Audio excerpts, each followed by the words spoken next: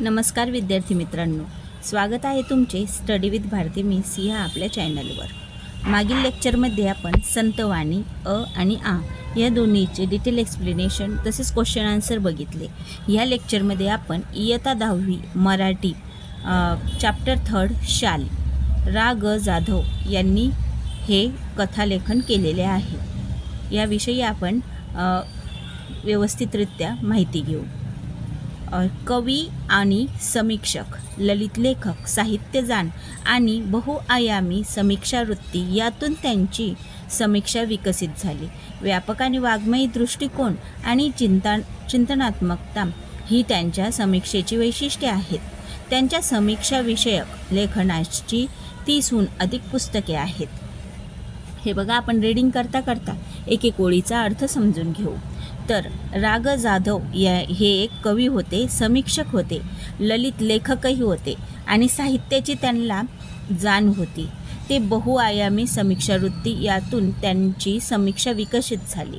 व्यापक वाङ्मयी दृष्टिकोन, वाङ्मयी म्हणजे जसं जुन्या काळी काय काय घडलेलं आहे, त्या काळचा काय दृष्टिकोन होता, त्याची चिंतनात्मक त्यांनी समीक्षा केली, त्याची वैशिष्ट्य काय आहेत आणि त्यांच्या समीक्षाविषयक लेखनाची त्यांनी एकूण 30हून अधिक पुस्तके लिहिली आहेत।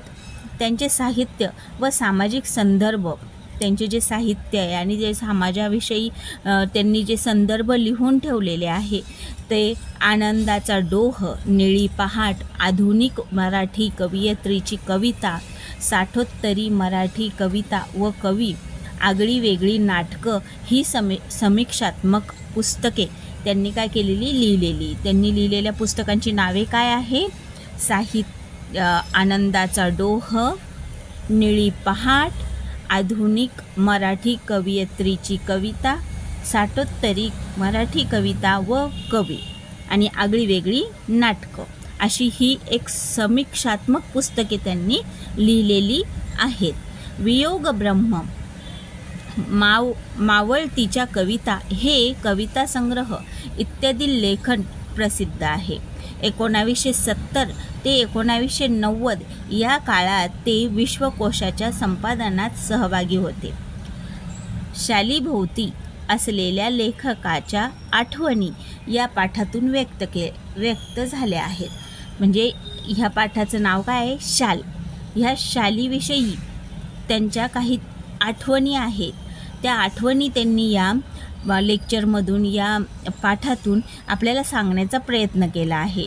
शाल ही प्रतिकात्मक आहे। शालीमुळे येणारा शालीनतेचा संदर्भ अंतर्मुख करणारा आहे।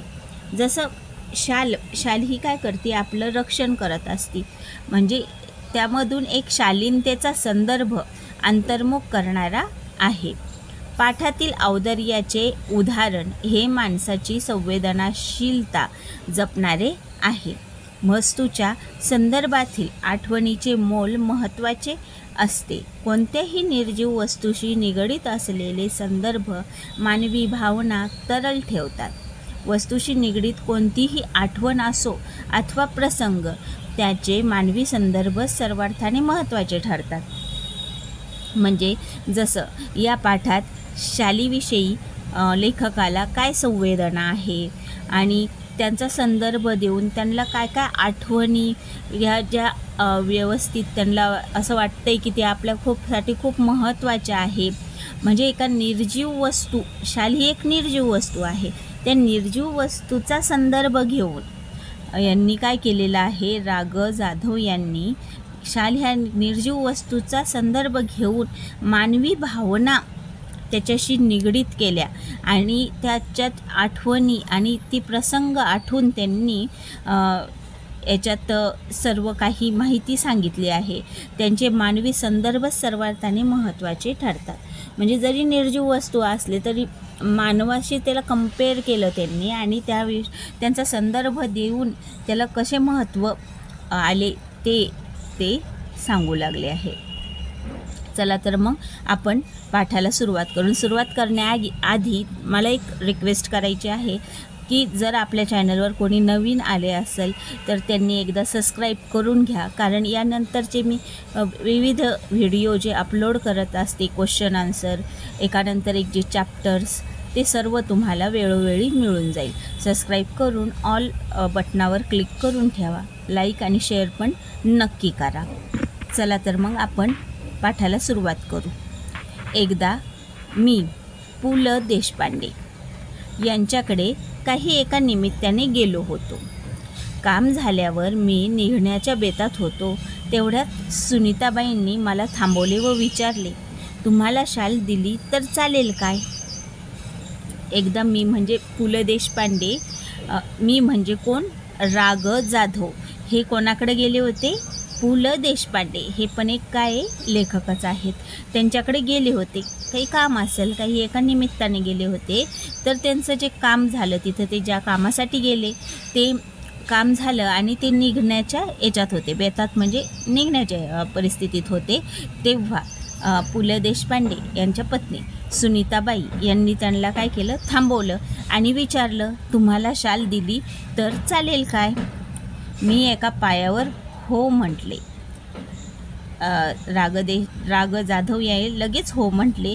पु ल व सुनीताबाई यांनी मला शाल द्यावी हा मला मोठा गौरव वाटला.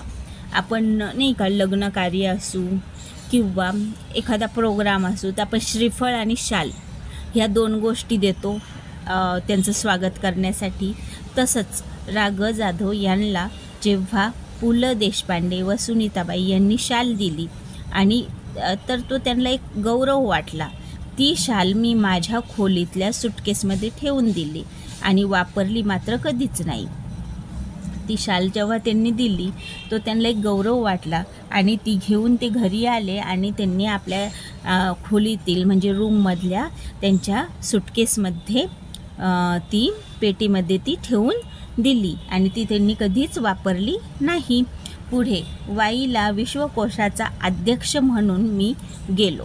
वाई हे शहर आहे, तेथे ते विश्वकोशाध्यक्ष म्हणून त्यांना बोलवलं. तर मग ते गेले होते. तिथे नदीकाठच्या प्राज्ञ पाठशालेच्या खोलीत मी राहत असे. खोलीच्या दक्षिणेकडील खिडक्या कृष्णा नदीच्या चिंचोळ्या प्रवाहावर होत्या. तिथे वाईला ते प्राज्ञ पाठशालेच्या एका रूममध्ये राहत होते. तर तिथे दक्षिणेकडील जी खिडकी होती त्या खिडकीतून त्यांना कृष्णा नदीचा प्रवाह, मग कृष्णा नदी वाहताना दिसत होती. त्या नदीच्या पाण्याला त्यांनी चिंचोळ्या प्रवाहाची अशी उपमा दिलेली आहे. थंडीच्या दिवसात एक बाई माझ्या खिडकीखालील घाटाच्या छोट्या तटावर तिचे छोटे मूल एका टोपलीत ठेवून मासे पकडण्याच्या उद्योगात होती. तिचे बाळ कडाक्याच्या थंडीने कुडकुडत रडत होते. म्हणजे त्या कृष्णा नदी, त्या नदीत मासे पकडणारे लोक असतात ना, तर एक बाई तिचं बाळ घेऊन तिथे ते मासे पकडायसाठी आली. तर तिचं एक छोटं बाळ होतं. मग ते बाळ त्यांनी काय केलं, त्या बाईने एका टोपलीत ठेवलं. तर ते बाळ थंडीमुळे कुडकुडत रडत होतं. त्याला थंडी वाजत असेल म्हणून तो रडत होता. पण आई तिकडे बघतच नव्हती. त्याची आई त्याच्याकडे काही बघत नव्हती. मला मात्र राहवले नाही. मी सुटकेसमधील पुलकित शाल काढली, 5-50 रुपयांच्या नोटा काढल्या व त्या बाईला हाक मारली. तर राग जाधव यांनी त्यांना मिळालेली शाल काढली आणि त्यांनी अजून 5-50 रुपयाच्या नोटा काढल्या आणि त्या बाईला बोलवलं. खिडकीतून ते सर्व खाली दिले आणि म्हटले, त्या बाळाला आधी शालीत गुंडाळ आणि मग मासे मारत बैस. तेव्हा त्यांना म्हणजे वाईट वाटलं त्या बाळासाठी की हे बाळ इतकं थंडीत कुडकुडत आहे, मग आपण याची मदत केली पाहिजे. म्हणून त्यांनी काय केलं, एक शाल दिली त्यांच्याजवळची आणि पैसेही दिले आणि सांगितलं की त्या बाळाला एकदा शालीत व्यवस्थित गुंडाळा आणि नंतर तुमचे मासे मारत बसा. या घटनेची ऊब पुलकित शालीच्या उभेपेक्षा अधिक होती. जेव्हा त्यांनी त्या बाळाची मदत केली तेव्हा त्या बाळाला त्या शालीमुळे एक प्रकारची ऊब भेटली आणि यांच्या मनालाही बरं वाटलं की आपण कोणाची तरी मदत केली. तर त्या शालीच्या उभेपेक्षा त्या बाळाला जी मदत झाली त्याची ऊब जास्त होती. ऊब म्हणजे काय, गरमपणा. त्याचं त्यांना ते म्हणजे चांगलं वाटलं एकदम की आपण कोणाच तरी कामी आलो. कविवर्य कधीही कोणी दुःखात असेल आणि आपल्याकडं त्याच्यासाठी काही मदत करायची हे असेल, आपल्याकडं ऐपत असेल, आपल्याकडं शक्यता असेल, आपल्याकडं काही पैसे म्हणा, कपडे म्हणा, गरिबासाठी अन्नदान, ह्या गोष्टी जर आपण करू शकत असेल तर आपण बिनधास्त केल्या पाहिजे. कारण देवाच्या एका भक्तीसारखीच गोष्ट असती ही. कारण प्रत्येक जन्मांसात हा देवांचा वास असतो. कविवर्य नारायण सुर्वे खूप सभा संमेलने गाजवत. पुढे ते साहित्य संमेलनाचे अध्यक्षही झाले. परिणामतः त्यांच्या कार्यक्रमाचा अहोरात्र भरतीच असे. जे कविवर्य नारायण सुर्वे हे नेहमी सभा संमेलन त्यांचे होत असत आणि त्यांच्या त्या सभा संमेलनात खूप गर्दी राहत होती. म्हणून त्याला अहोरात्र भरतीच असे असं सांगितलेलं आहे. प्रत्येक कार्यक्रमात सन्मानाची शाल व श्रीफळ त्यांना मिळत राहील. प्रत्येक कार्यक्रमात त्यांना ते शाल आणि श्रीफळ भेटत होते. एकदा ते मला म्हणाले, या शाली घेऊन घेऊन मी आता शालीन बनू लागलो आहे. एकदा ते काय म्हणाले आपल्या पाठाच्या लेखकाला, काय आपल्या लेखकाचं नाव रा. जाधव, यांना म्हणाले की ह्या शालीन श्रीफळ घेऊन शाली घेऊ मी तर शालीनच बनून चाललेलो आहे. म्हणजे शालीन म्हणजे काय, मनातून कोमल भावना निर्माण होतात. ते म्हणतात जे एखादा माणूस खूप शालीन आहे, सज्जन आहे, त्याप्रमाणे बनून चाललो आहे. शालीमुळे शालीनता येते की जाते, या प्रश्नाचे माझे उत्तर जाते असेच आहे. पण एखादा माणूस शालीन बनताना एखाद्याला काय होतं, अहंकार होऊन जातो की मी इतका मोठ्या पदावर चाललेलो आहे, मला सगळेजण सन्मान देत आहेत. काही काही अहंकाराने भरून जातात. पण काही लोक की अजून म्हणतात ना की जितका आपल्याला मान सन्मान भेटत असेल तेवढा आपण अधिक झुकायला पाहिजे, तर आपल्याला तो मान अधिकाधिक भेटत चालतो. पण काही लोक अहंकाराने फुगतात आणि एकदम ताडामाडाच्या झाडासारखं ताईट राहिलं तर ते कधीही तुटून पडतं. तर तसं कधीही कोणासोबत व्हायला नको. शालीमुळे शालीनता येते की जाते, या प्रश्नाचे माझे उत्तर जाते असेच आहे. सन्मान करणाऱ्याच्या रूपाने आपण खरे तर शालीन जग गमावून बसण्याचा धोकाच मोठा आहे.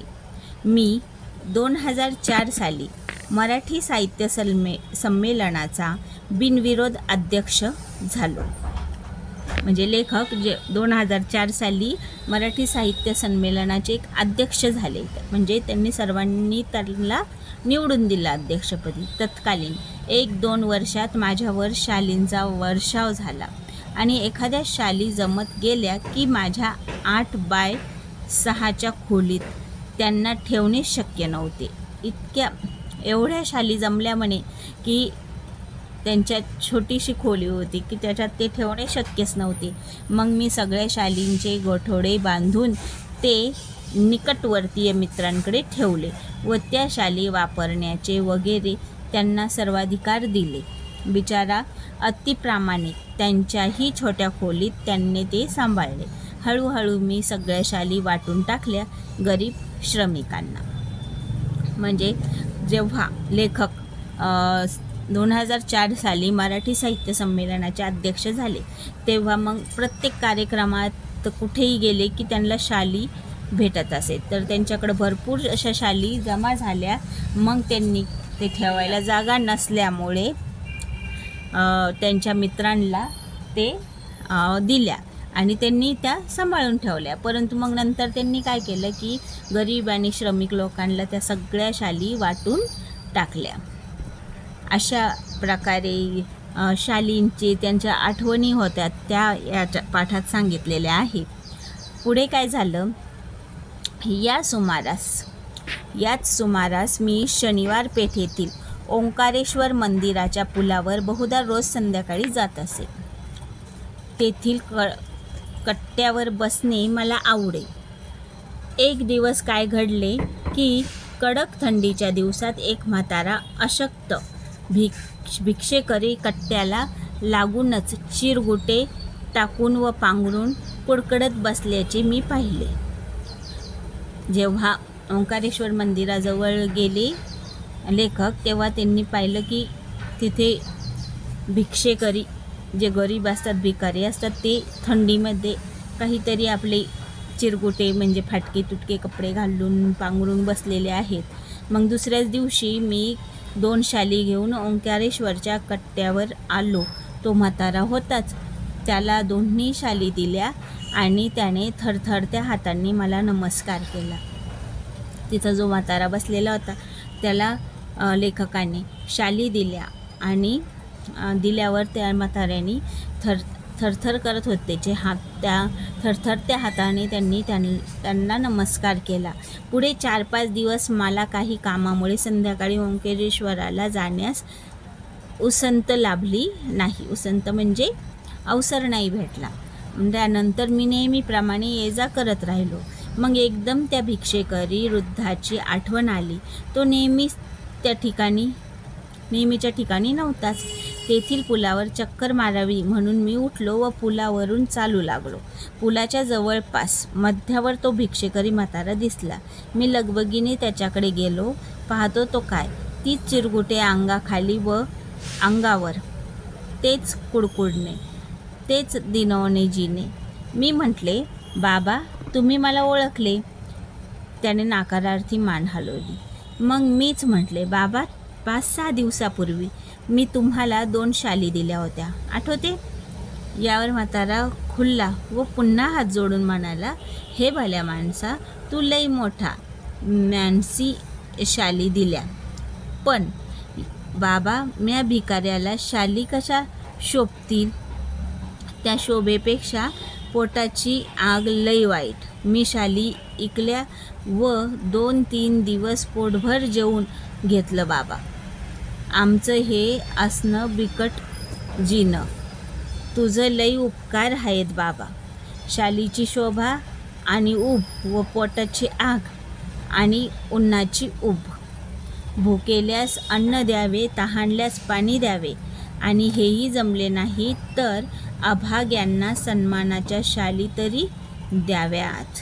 म्हणजे तो जो भिकारी होता त्याला शाली दिल्या होत्या लेखकाने, परंतु तो मधीच लेखकाला काही काम निघाल्याने लेखकांचं जाणंच झालं नाही ओंकारेश्वराला. आणि जेव्हा त्यांचं जाणं झालं तेव्हा तो तिथं नव्हता. मग ते तिथं फिरण्यासाठी निघाले. फिरता फिरता तो भिकारी दिसला, पण तो भिकाऱ्याच्या अंगावरही ते चिरगुटे म्हणजे जे फाटलेले कपडे आणि खाली पण तेच कपडे. त्यांना वाटलं मी त्याला शाली दिल्या होत्या, या शाली कुठं गेल्या, मग यांनी अंगावर का नाही घेतल्या? मग ते लेखक गेले आणि विचारलं की बाबा मला ओळखलं का? मी तुम्हाला शाली दिल्या होत्या. तो म्हटलं हो बाबा, तुम्हाला मी ओळखलं, तुमचे खूप उपकार झाले, तुम्ही मला शाली दिल्या. तर पण पोटाची आग म्हणजे त्यांना भूक लागलेली होती, जेवायला नसतं भिकाऱ्यांना चांगलं. मग त्यांनी काय केलं, त्या शाली विकल्या. जे पैसे आले त्यात 2 दिवस पोटभर जेवण केलं म्हणे. आणि असंच आमचं जीवन तर असंच आहे असं त्या भिकाऱ्यांनी सांगितलं. तर नेहमी आपण भुकेल्यास अन्न द्यावे, तहानल्यास पाणी द्यावे आणि जमलं तर अभाग्याच्या सन्मानाच्या शाली तरी द्याव्यात. जे अभागी आहेत, समजा गरीब लोक आहेत, त्यांचा आपण नेहमी मदत केली पाहिजे. तर असा हा संपूर्ण पाठ होता. आशा आहे तुम्हाला सर्व काही व्यवस्थित समजलं असेल. मी समजवण्याचा तसा प्रयत्न केला.